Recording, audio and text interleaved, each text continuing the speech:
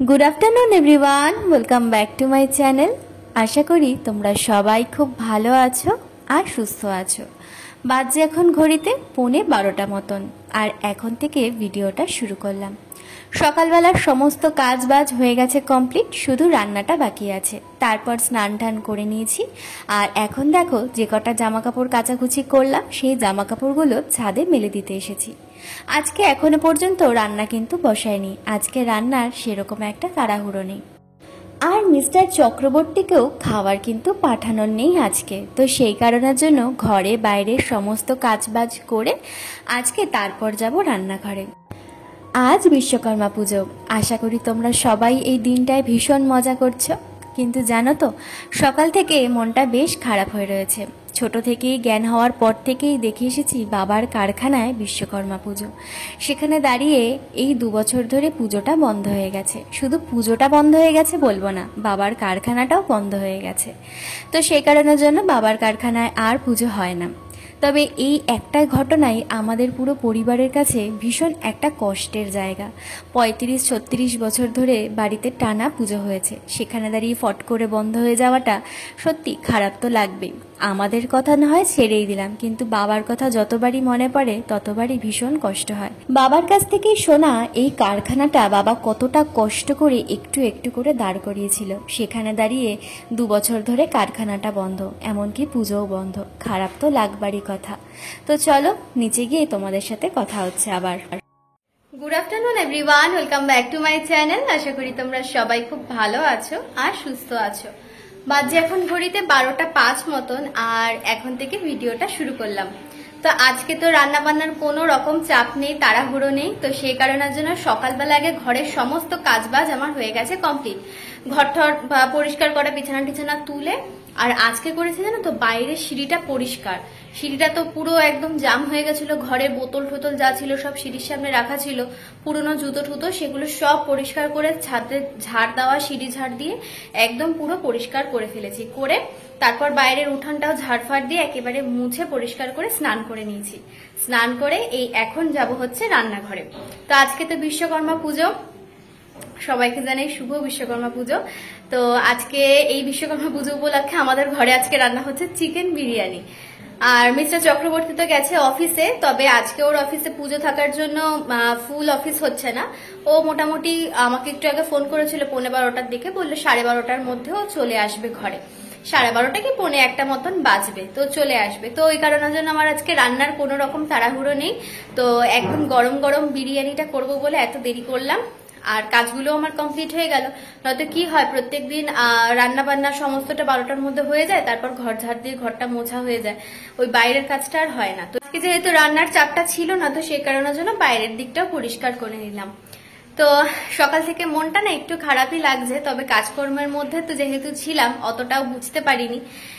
প্রত্যেক বছর ছোট থেকে দেখেছি আজকের দিনে বাড়িতে বিশ্বকর্মা পুজো হয়, অনেক বড় করে পুজো হতো আমাদের বাড়িতে একটা সময়। যেহেতু পাশাপাশি দুটো কারখানা ছিল, অনেক বড় করে পুজো হতো। সেখানে দাঁড়িয়ে বাবার কারখানার পুজোটা একদম গত বছর থেকে বন্ধ হয়ে গেল। মানে এটা আমাদের পরিবারের জন্য যে একটা কত বড় খারাপ লাগার জিনিস, এটা না বলে বোঝানো যাবে না। তো সকালবেলা বাবাকে ফোন করেছিলাম, যতই যাই হোক মনটা তো একটু খারাপ থাকেই। বাবাকে বললাম, তো বাবা বললো আমি আর এখন এসব নিয়ে ভাবি না। খারাপ তো লাগবে, কারণ 35-36 বছরের পুরনো কারখানা, আর প্রত্যেক বছর আমাদের কারখানায় বিশ্বকর্মা পুজো হতো। তো এটা খারাপ লাগার জায়গা আছে। আর ছোটবেলা থেকে এই বিশ্বকর্মা পুজো নিয়ে ভীষণ এক্সাইটেড থাকতাম, কারণ পরের দিন ভাসান থাকতো, দধিকর্মা থাকতো, ভীষণ মজা হতো। আর বিশ্বকর্মা পুজোর পরের দিনকেই বাবা আমাদের সবাইকে নিয়ে যেত পুজোর কেনাকাটা করতে, শুরু হয়ে যেত। তো আজকের দিনে দাঁড়িয়ে এখন বাবার এতটাই অবস্থাটা পড়ে গেছে, তো খুবই খারাপ লাগে। এখন কিছু করবার নেই আমাদের, এটাই মেনে নিতে হবে, এটাই পরিস্থিতি। তো চলো অনেকগুলো কথা বলে ফেললাম, এবার রান্নাঘরের দিকে যাই। এবার নয়তো মিস্টার চক্রবর্তী চলে আসবে, এবার ও এসে আবার পুজো টুজোও দেবে। তো চলো আমি রান্নাঘরে আগে চলে যাই। রান্নাঘরে ঢুকে সমস্ত সবজি কেটে কুটে উঠতে উঠতেই 12:30 মতন বেজে গেছে। আর এর মধ্যেই দেখি মিস্টার চক্রবর্তীও বাড়িতে চলে এসেছে। তো বাড়িতে এসে একটুখানি বসতে না বসতেই ডেলিভারি বয়ের ফোন, পার্সেল এসছে। আর এখন দেখো সেই পার্সেলটাই ও নিয়ে এখন ঘরে ঢুকছে। আর আজকে জানো তো বাইরে ভীষণ রোদের তাপ, ভীষণ গরম। মেট্রো স্টেশন থেকে হেঁটে ফিরলো, মানে অফিস থেকে ফেরবার সময় আজকে আর ছাতা নিয়ে যায়নি।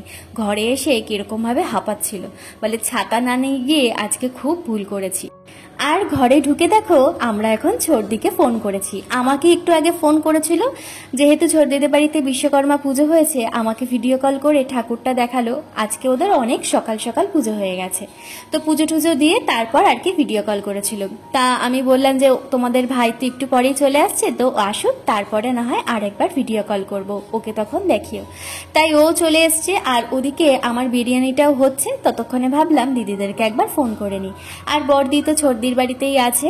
তো এই দেখো ওদের বিশ্বকর্মা ঠাকুরটা কিন্তু ভীষণ সুন্দর হয়েছে ছোট্ট ঠাকুর মধ্যে। আর দিদিদের তো 1 বছর ঠাকুরটা বাড়িতে থাকবে, আবার সামনের বছর যখন বিশ্বকর্মা পুজো হবে তখন এই ঠাকুর ভাসান দিয়ে নতুন ঠাকুর আনা হবে। আর এদিকে আমার বিরিয়ানিটা কিন্তু বসিয়ে দিয়েছি দমে। এখন আর দেখালাম না কিরকম দেখতে হয়েছে, একেবারে যখন খাওয়ার সময় খুলবো তখনই তোমাদেরকে দেখিয়ে দেবো। আর এদিকে তার মধ্যে মিস্টার চক্রবর্তী স্নান টান করে চলে এসছে এখন ঠাকুরে পুজো দেওয়ার জন্য। যেরকম ভাবে পারে সেরকম ভাবেই আর কি ও পুজো দিচ্ছে। আমি ওকে তাই বলি, তুমি যেরকম ভাবে পুজো দাও না কেন, ঠাকুর সেরকম ভাবেই তোমার সেবা নেবে, তবে একটু গুছিয়ে দিলে তাহলে দেখতে আর কি ভালো লাগবে। এই দেখো আজকে কি সুন্দরভাবে গুছিয়ে কিন্তু পুজো দিয়েছে। শিব ঠাকুরকে আবার গাছ থেকে পেড়ে আকন্দ ফুলও কিন্তু দিয়েছে, তবে আকন্দ ফুলের মালা যেহেতু গাঁথতে পারে না, তাই গোটা আকন্দ ফুলই দিয়েছে শিব ঠাকুরের পায়ে। আর এদিকে আমার বিরিয়ানিও একদম রেডি হয়ে গেছে, দমে একদম গরম গরম বিরিয়ানি। আর বিরিয়ানিটা আজকে কড়াইতেই করেছি। আর তার সাথে রয়েছে রায়তা, চিকেন বিরিয়ানি আর রায়তা। এই হচ্ছে আজকের দুপুরের মেনু আমাদের। বাড়িতেও ফোন করলাম, মানে আমার বাপের বাড়িতেও ফোন করলাম, মাকে জিজ্ঞাসা করলাম আজকে কি রান্না করেছো। আজকের দিনটায় জানো তো ওদের সাথে কথা বলতে গেলেও নিজের একটা খারাপ লাগছে, জানি না কেন লাগছে। তবুও মাকে ফোন করে জিজ্ঞাসা করলাম, মা বললো আজকে তো আমাদের নিরামিষ, তাই ফ্রাইড রাইস আর নিরামিষভাবে পনিরের তরকারি করেছি। তো যাক, শুনে একটু মনটা শান্তি হলো যে না, ওরাও কিছু না কিছু ঘরে বানিয়ে খাচ্ছে।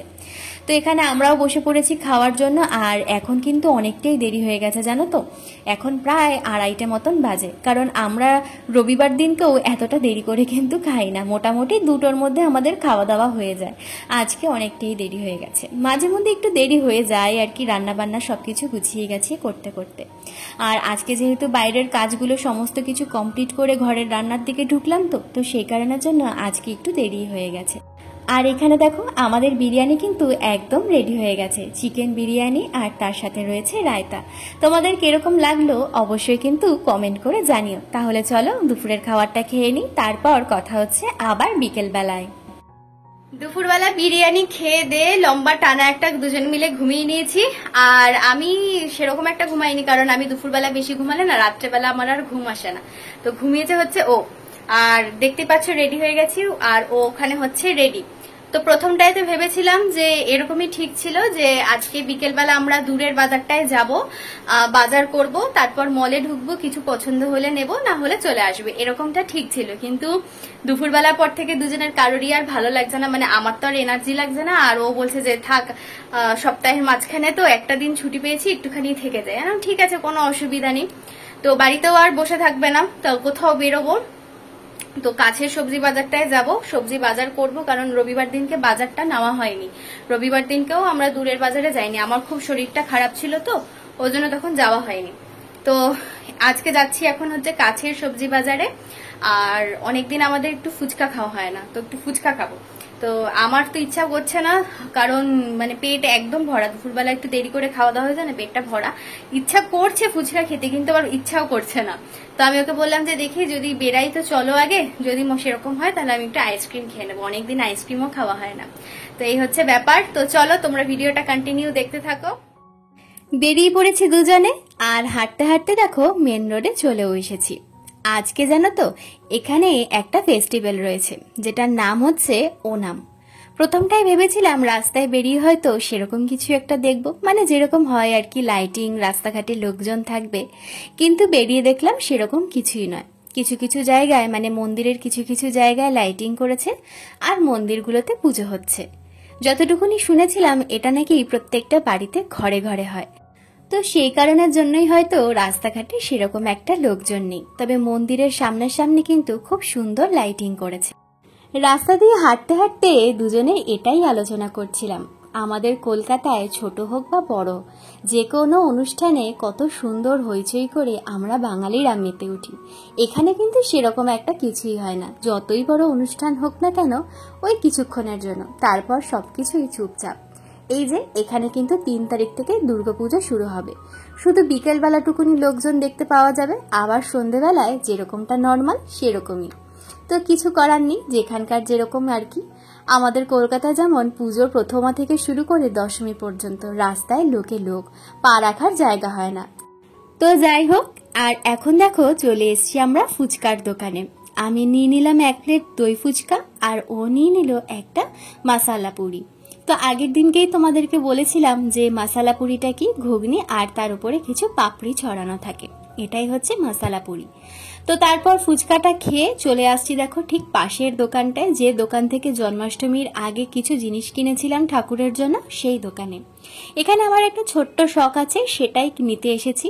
তো সেটা এখন কি সেটা আর তোমাদেরকে বলছি না, পরে যখন সবকিছুর জন্য মানে এগুলো নিয়ে আলাদা করে যখন ভিডিও বানাবো তখন তোমাদের সাথে অবশ্যই শেয়ার করব। এখন আর তোমাদেরকে বলছি না যে এই দোকান থেকে আমি কি কি নিলাম।